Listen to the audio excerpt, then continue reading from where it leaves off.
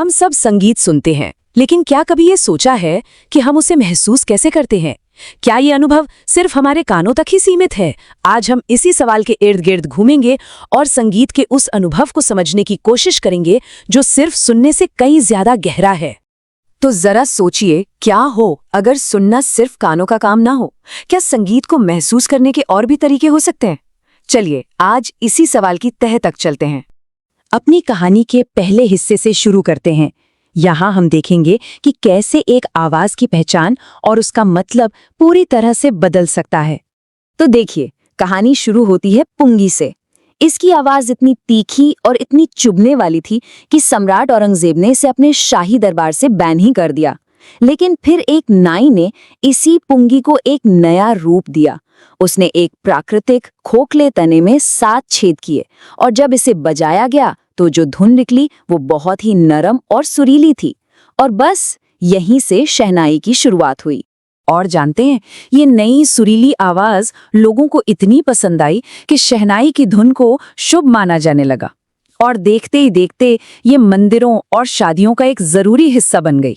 सोचिए, उन जगहों का जहां पुंगी बजाने की कभी इजाजत भी नहीं थी। अब कहानी उस शख्स की है जिसने इस शुभ वाद्य यंत्र को भारत की सीमाओं से निकालकर पूरी दुनिया के मंच तक पहुंचा दिया।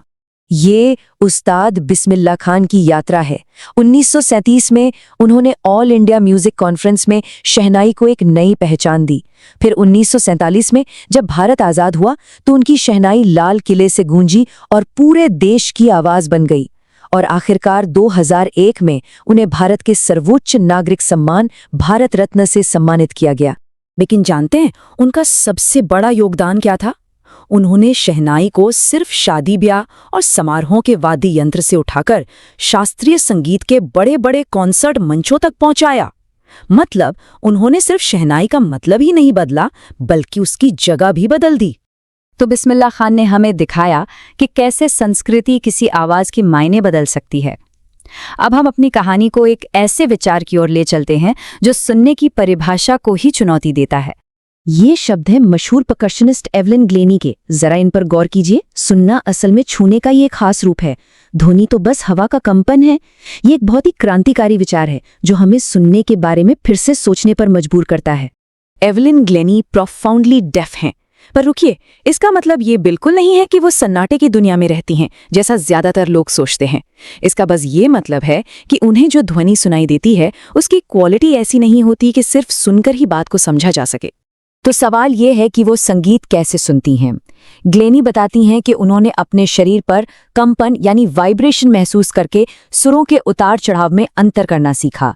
वो अपने शरीर के अलग अलग हिस्सों में महसूस होने वाले कंपन को उन सुरों की याद से जोड़ती थीं जिन्हें उन्होंने सुनने की क्षमता खोने से पहले सुना था।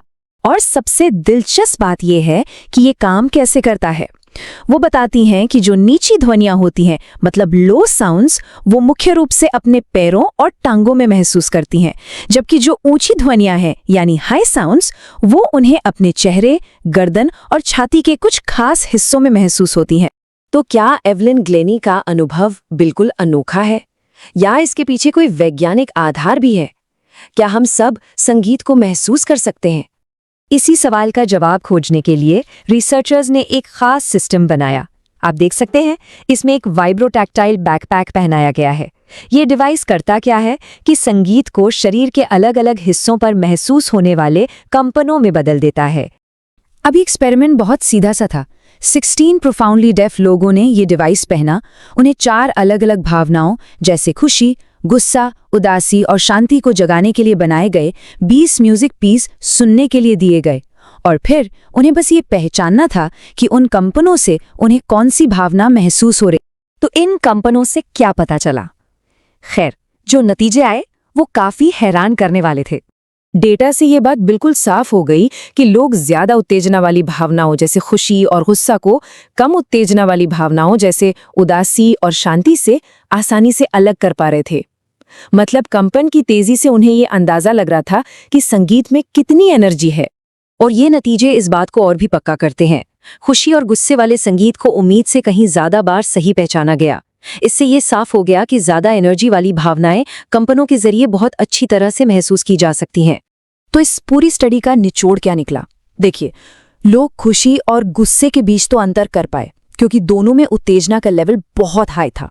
लेकिन वो उदासी और शांति के बीच फर्क नहीं कर पाए, क्योंकि दोनों में उत्तेजना कम थी। इसका मतलब ये है कि कंपन हमें संगीत की एनर्जी तो बता सकते हैं, लेकिन उसके इमोशनल उतार चढ़ाव को पूरी तरह नहीं समझा सकते। तो नतीजा ये है, हम अपनी त्वचा से संगीत की एनर्जी तो महसूस कर सकते हैं, लेकिन सिर्फ छूकर ये बताना बहुत मुश्किल है कि वो भावना पॉजिटिव है या नेगेटिव। ये एक तरह से एवेलिन ग्लेनी के अनुभव को वैज्ञानिक तौर पर सही साबित करता है, लेकिन साथ ही उसकी कुछ सीमाएं भी बताता है। तो चलिए अब इन सभी धागों को एक साथ जोड़ते हैं।